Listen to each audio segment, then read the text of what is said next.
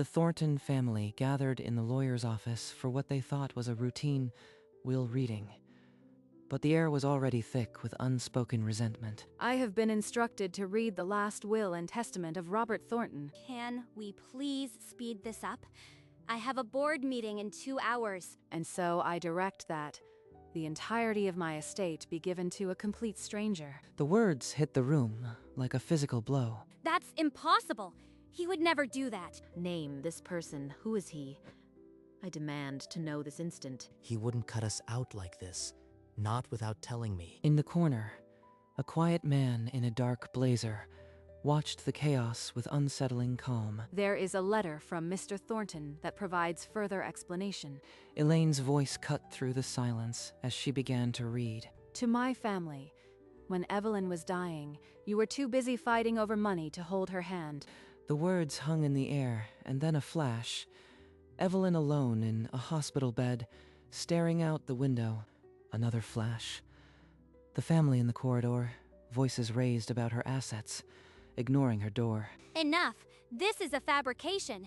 You can't smear us with my father's fantasies. He says, only one person came every night without pay, without obligation. That stranger. A nurse in blue scrubs, gently adjusting her pillow, his face full of quiet compassion. That stranger is here, in this room, right now. This is ridiculous. Who is it? You must tell us this instant. They scanned the room, faces twisting with suspicion, but the stranger remained hidden in plain sight. This is a sham. You can't expect us to believe a story about some mystery nurse. I'll have this will declared invalid by noon. My brother was not of sound mind. But the letter kept speaking, of a nurse who read to her, held her hand through the night, and answered every call. One memory surfaced. Evelyn's phone, filled with unanswered messages from her, sent while they haggled over her estate. That nurse. His name is James. All eyes snapped to the man in the dark blazer, who had not spoken, had not flinched. I am James. I was with Evelyn every night for the last 6 months of her life. You are nothing but a gold digger. You conned my father. He held Mom's hand while I couldn't even look through the door. James didn't flinch. He simply looked at them with the same patience he'd shown a dying woman. Evelyn told me stories about this family. She said you were too busy planning her funeral to visit. You are a liar. You manipulated an elderly woman for her husband's money. I never asked for a cent. I just held her hand because no one else would. The letter goes on.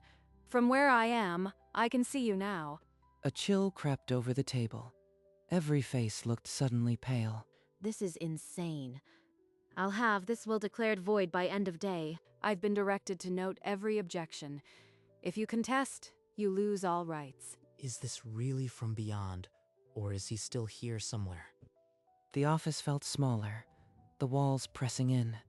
Eyes swept the room, searching for a presence they couldn't explain. James did not move. His calm was a mirror, showing them the compassion they had failed to give. 3 days later, Elaine Croft opened a digitally sealed file.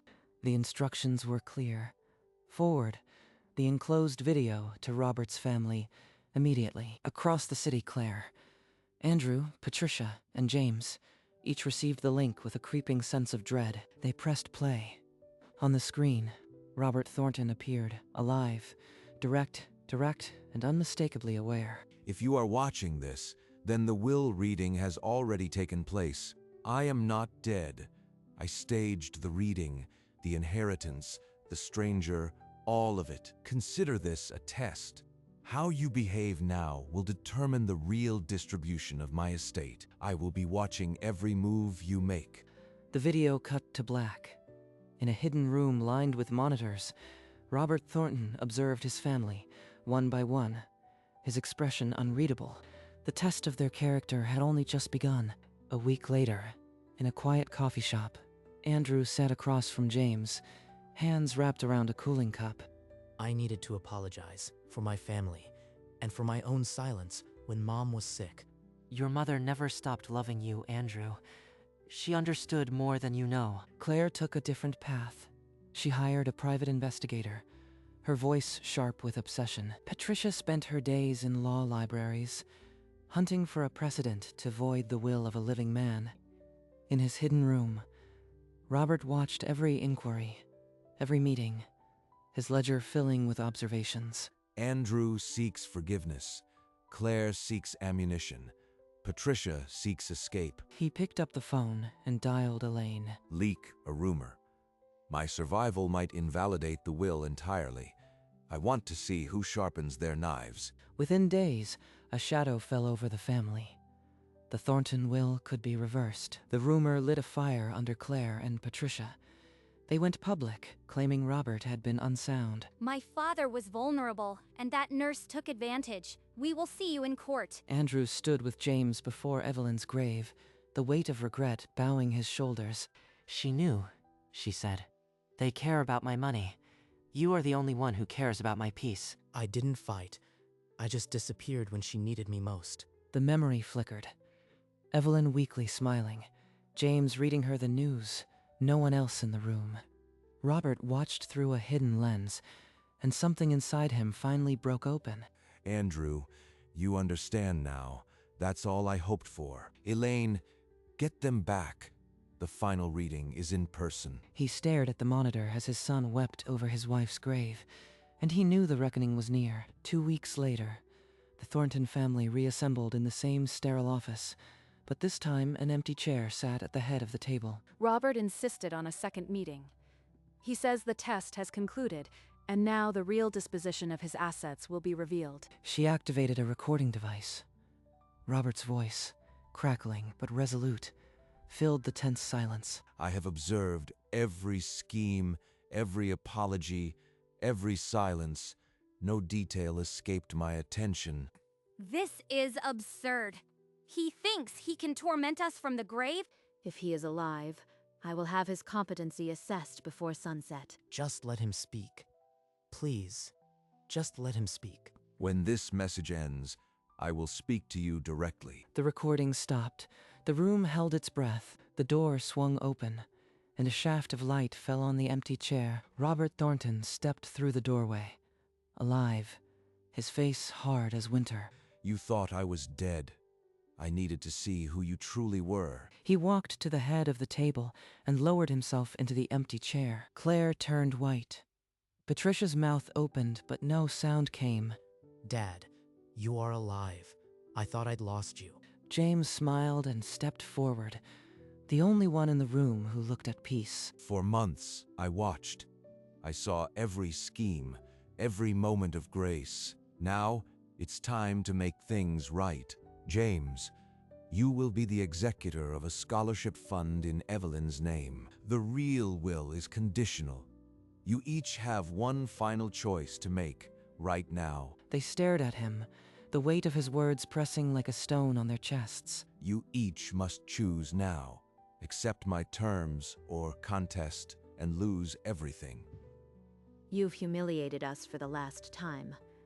I'll drag you through every court in the country. She turned on her heel and flung the door open, her footsteps echoing into silence. I'll do it. I'll accept whatever you want. Just please don't cut me out completely. Dad, I don't care about the money. I only want to make things right between us. James kept his eyes lowered, his calm presence a stark contrast to the wreckage around him. Elaine, draft the documents. We'll finalize everything in the morning. The room felt lighter without Patricia, yet the weight of decisions still pressed on the remaining three. The test was almost over. Now, he had to see who would keep their word. He gestured to Elaine, and she began writing the papers that would rewrite their futures. Patricia chose to walk out. Her entire share is forfeited and will endow the Evelyn Thornton Scholarship Fund. Claire, you will receive a modest annuity. Every cent depends on your conduct over the next year, monitored by Elaine. I understand.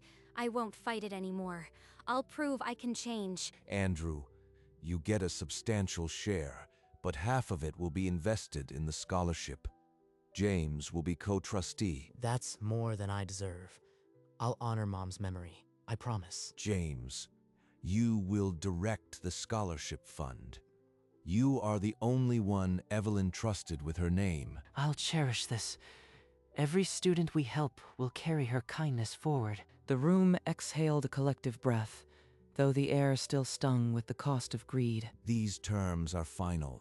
No revisions. Live with them, or walk away like Patricia. Elaine placed the pen beside the documents. The Thornton legacy had been rewritten, and none of them would ever forget why. Please, can you raise my annuity by just a little? I have debts. The terms are carved in stone. You accept them, or you join Patricia outside.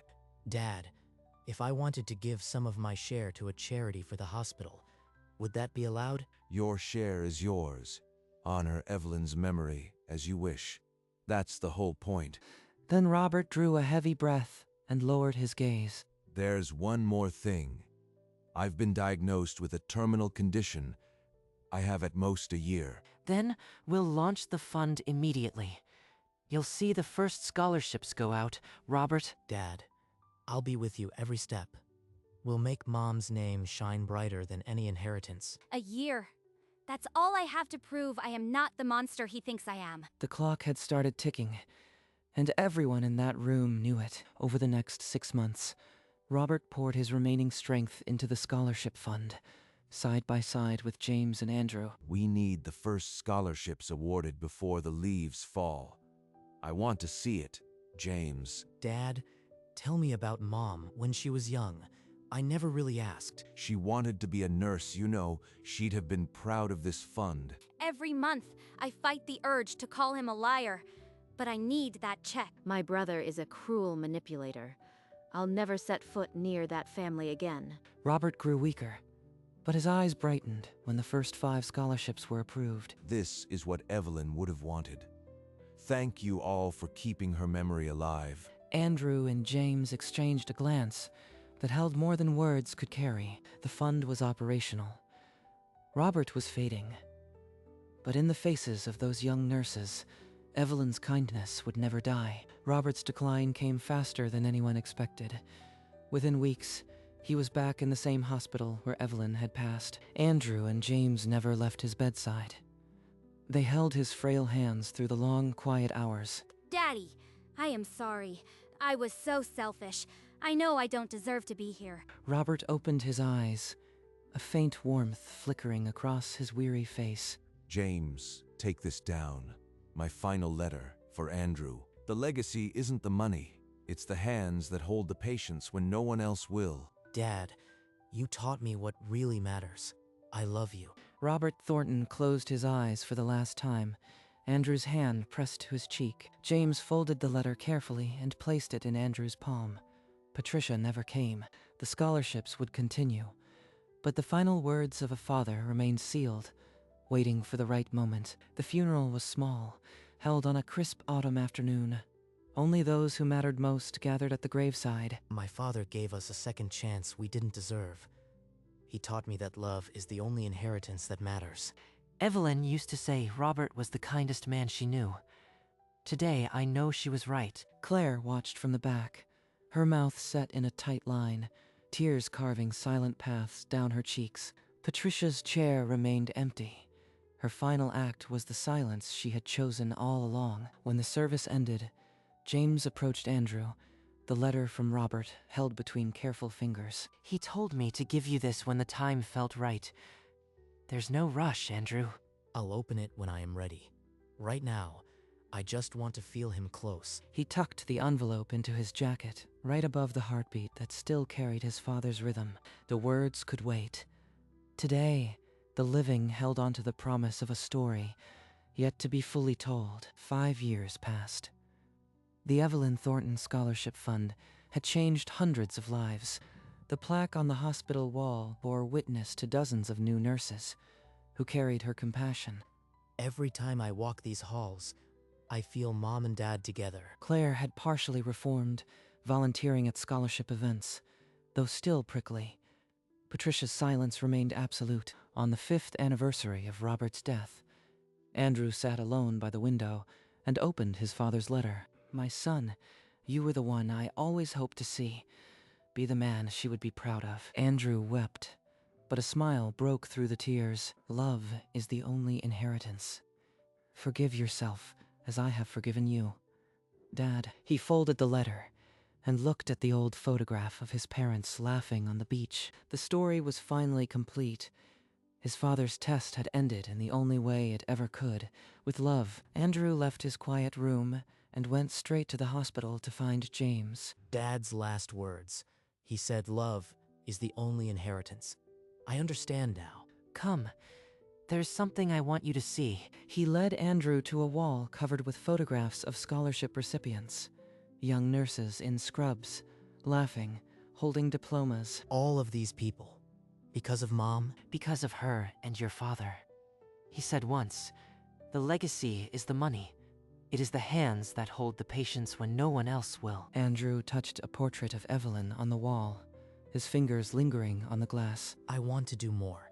I am donating another portion of my share to expand the fund. She would be so proud of you, Andrew. The afternoon light filtered through the windows, and for the first time in years, Andrew felt his parents truly with him. Claire appeared at the end of the hospital corridor, her steps hesitant. Andrew, James, I heard about the donation. I don't want to be the person Dad tested anymore. It is never too late to choose differently, but we will need to see consistency, Claire. I know. I want to volunteer at the fund's events. Let me help, even if it's just setting chairs. You can assist at the next ceremony. But remember, actions speak louder than any apology. The three of them stood before the scholarship plaque, an uneasy peace settling over their shoulders. A staff member offered to take a photo. They arranged themselves, bodies close but hearts still guarded. The shutter clicked, and for a moment, the Thornton family was whole, not in blood, but in purpose. I will not squander this chance. I owe it to Dad and to Mom. The scholarship fund would keep growing, watered by both grief and grace. Another year circled past. The seasons painted the hospital walls in shades of gold and green. Andrew and James often met for lunch in the cafeteria, a quiet corner where they talked of patience and purpose. Claire managed the fund events with crisp efficiency, her old sharpness now bent toward good. The Evelyn Thornton Scholarship announced its largest class yet, 20 new nursing students. At the ceremony, a young woman approached the microphone, her hands trembling.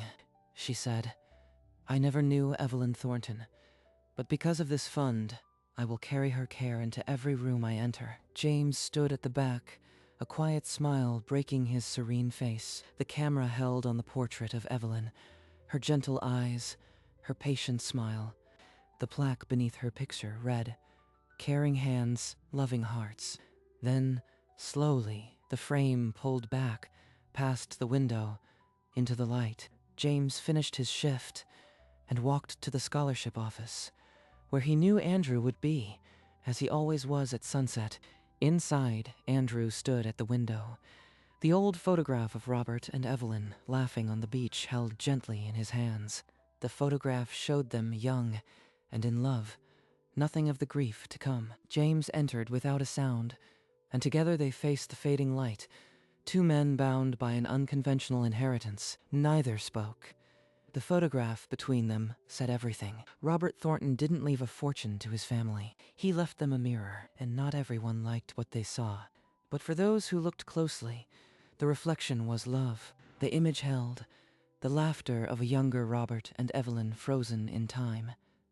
That was the inheritance he truly meant to give. The photograph remained on the screen, a quiet testament to a love that had outlasted betrayal and death. Robert and Evelyn, young and laughing, on a beach that would forever be their joyful secret. It was the inheritance he had hoped they would find, not in his accounts, but in their own hearts. And so, the image slowly dissolved, like a leaf surrendering to a quiet stream. In its place emerged the scholarship plaque, glowing in the evening's amber light.